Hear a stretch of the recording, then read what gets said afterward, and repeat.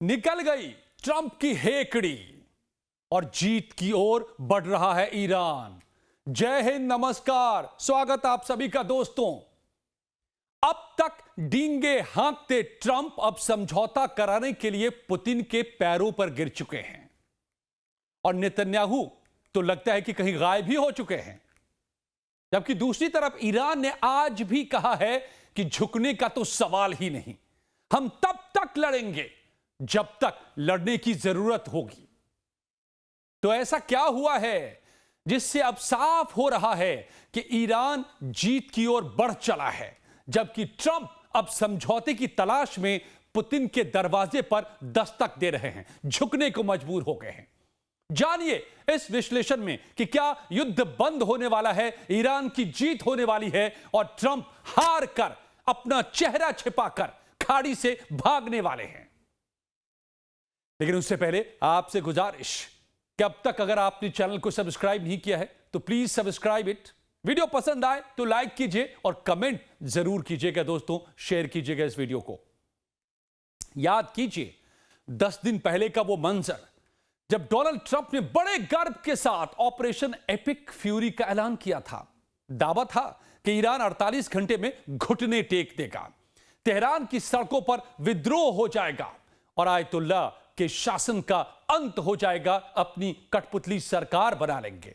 यही सोचकर ट्रंप और नेतन्याहू ने रातों रात हमला बोल दिया था, धोखा देकर बीच बातचीत के बीच। लेकिन आज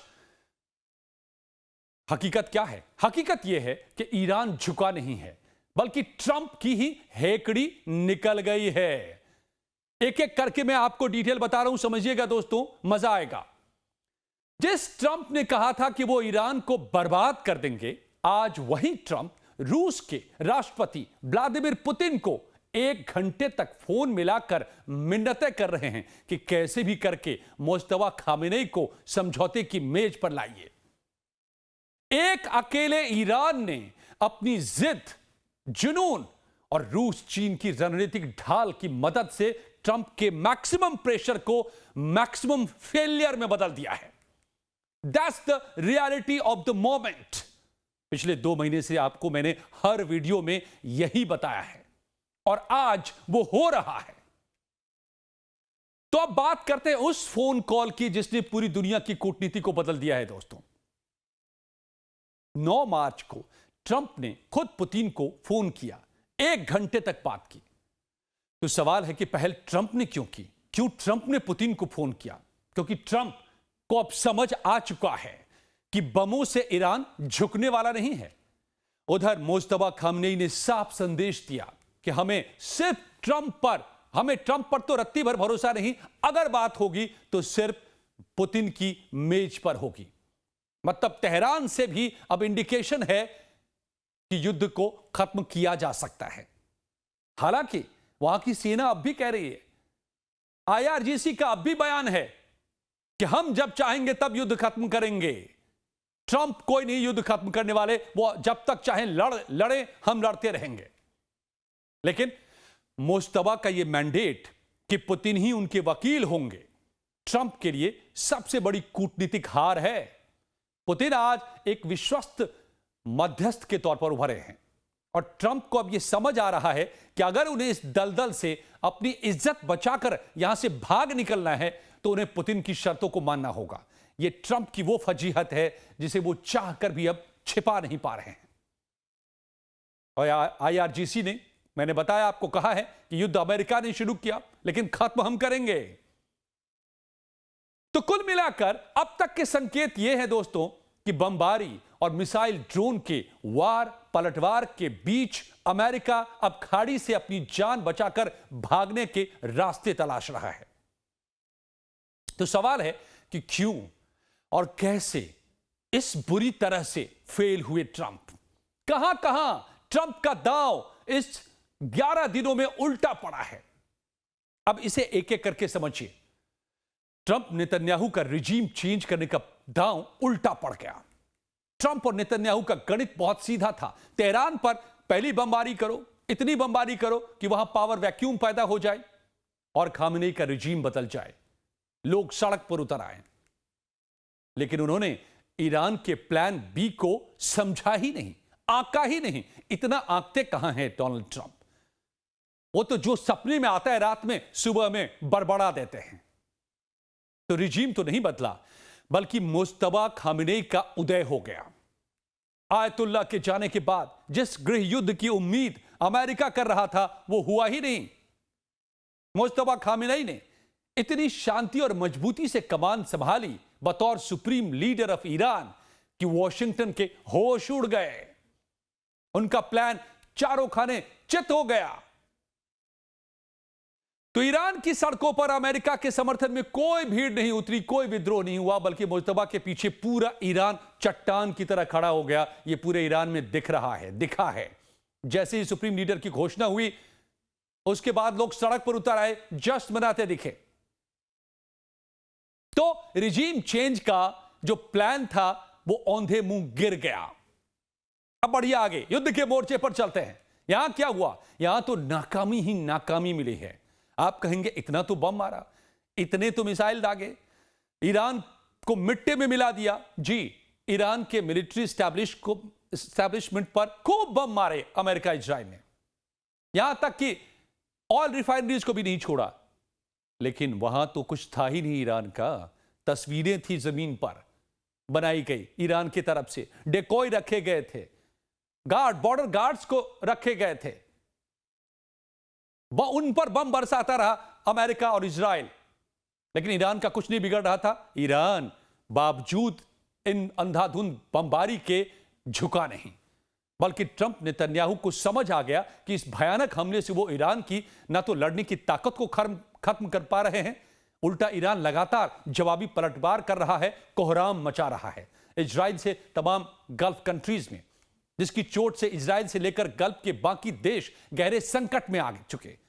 यूएई, सऊदी अरब, कुवैत, कतर, बहरीन, ओमान, जहां भी नजर डालिए, और सबसे ज्यादा इजराइल में ईरान के हमलों ने कोहराम मचा दिया। वीडियोज आ रहे हैं, लोग कह रहे हैं कि ईरान तुम जीते, हम हारे, हमें बख्श दो। और बचाव के हथियार खत्म हो रहे हैं। अमेरिका इजराइल के पैट्रियट, थार्ड, एरो समेत सभी डिफेंस सिस्टम के इंटरसेप्टर्स अब खत्म हो रहे हैं। हालम यह है कि अमेरिका ने दक्षिण कोरिया और जापान से इंटरसेप्टर्स अर्जेंसी में मंगवाए हैं, और इधर ईरान के हमले जारी हैं। अमेरिका ने सबसे बड़ा हमला किया पिछली रात, तो ईरान ने भी जोरदार पलटवार किया। यानी अब अमेरिका इजराइल के लिए युद्ध को रोकना अर्जेंट हो गया है, इमरजेंसी हो गई है। वरना क्या होगा? क्यों अब पुतिन के दरवाजे पर झुके हैं, पुतिन के सामने झुके हैं ट्रंप, फोन करके कह रहे हैं कि समझौता करा दो, क्योंकि इजराइल और खाड़ी में मौजूद अमेरिका के सभी मिलिट्री बेस अब पूरी तरह से खतरे में आ चुके हैं। वो अब अपना बचाव नहीं कर सकते। बचाव वाली छतरी उड़ चुकी है, तार तार हो गई है। अब सीधे मिसाइल गिर रहे हैं उनके ठिकानों पर। यह हर रोज तस्वीरें आ रही है, आप देख रहे होंगे। तो इसीलिए इस डर से कि अमेरिका के बेस पूरी तरह से ही न उड़ जाए, सारे सैनिक उनके न मारे जाए, उनका अरमरा न डूब जाए। यूएसएस अब्राहम तो पहले ही 1000 किलोमीटर दूर जा चुका है गल्फ ऑफ ओमान से, कहीं उसको डुबो ही न दे ईरान, कहीं उनके जेराल्ड फोर्ड को न डुबो दे, उनके डिस्ट्रॉयर्स को न डुबो दे।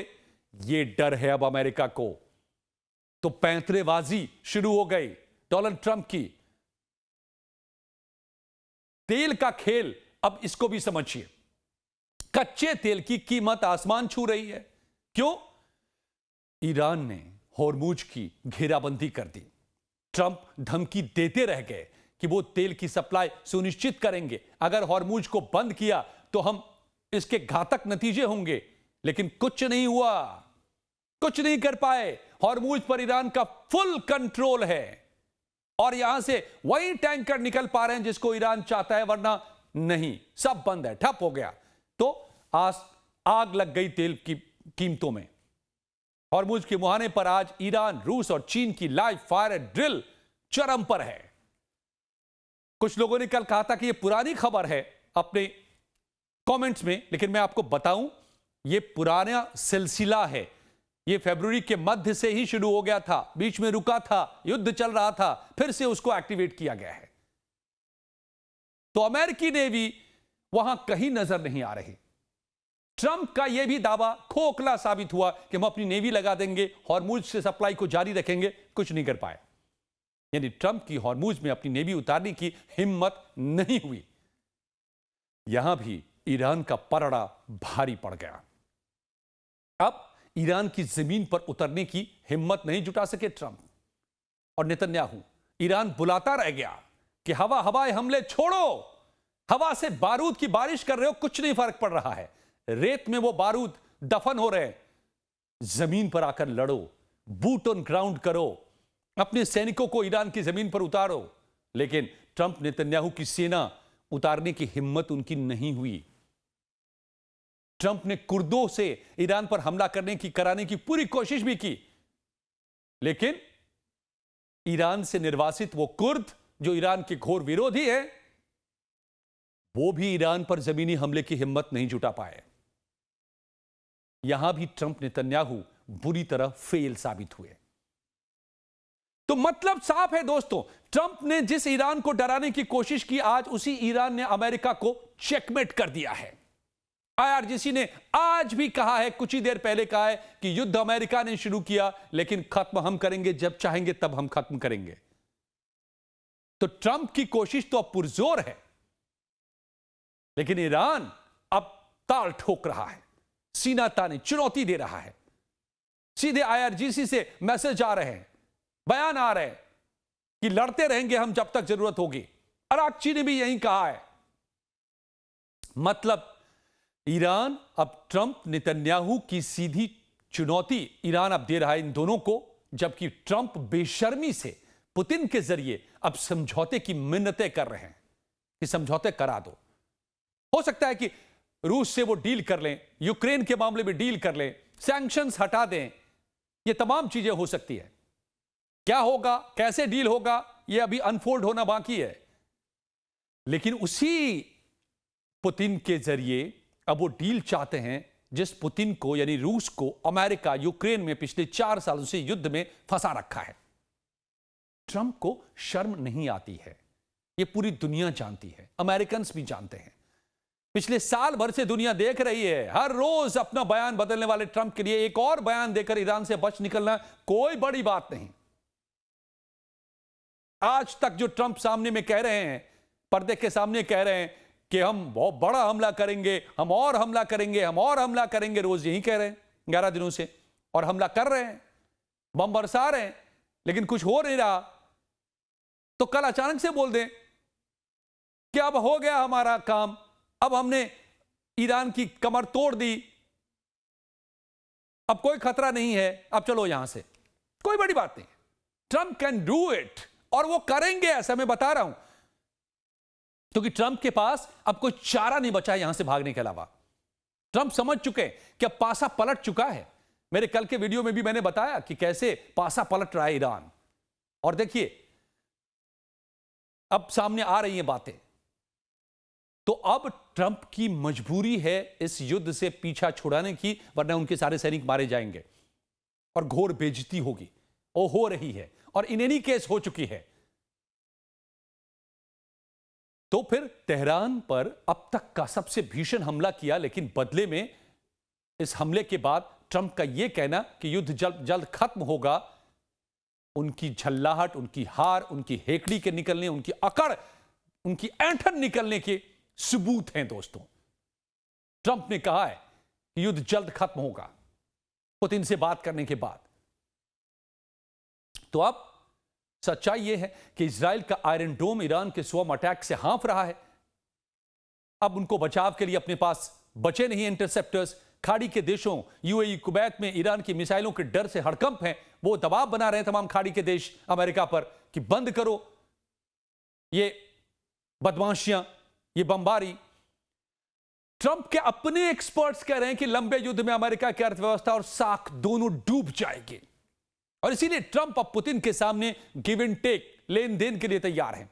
वो प्रतिबंध हटाने की बात कर रहे हैं, वो शांति प्रस्ताव मांग रहे हैं।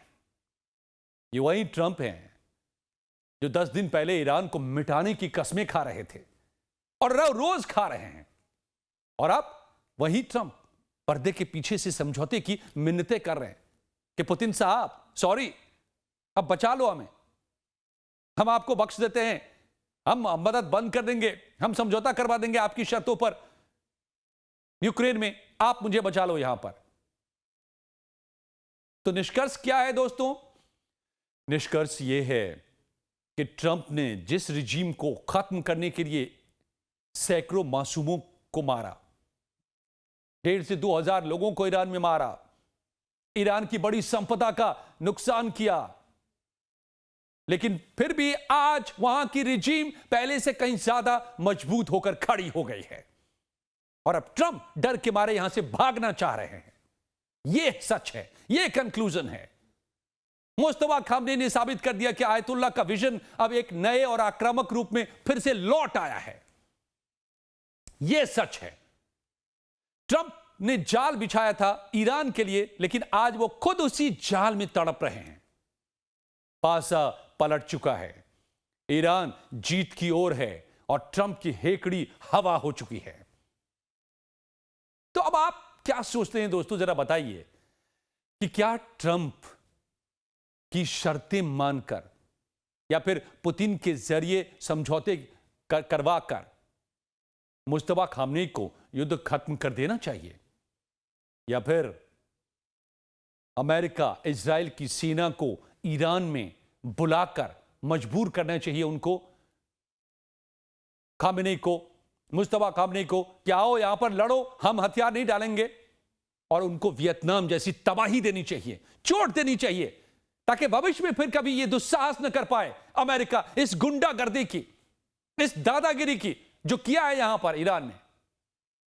क्या करना चाहिए आप लोग बताइए, कमेंट में लिखकर बताइए, दीजिए यह संदेश सीधे ईरान को कि इस वक्त ईरान को क्या फैसला करना चाहिए।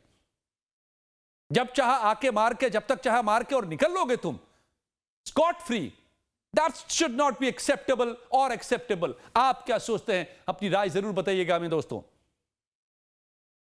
और वीडियो पसंद आई हो तो इसको लाइक और शेयर जरूर दीजिएगा। बहुत बहुत धन्यवाद। फिर मिलता हूं मैं अगले वीडियो में। नमस्कार।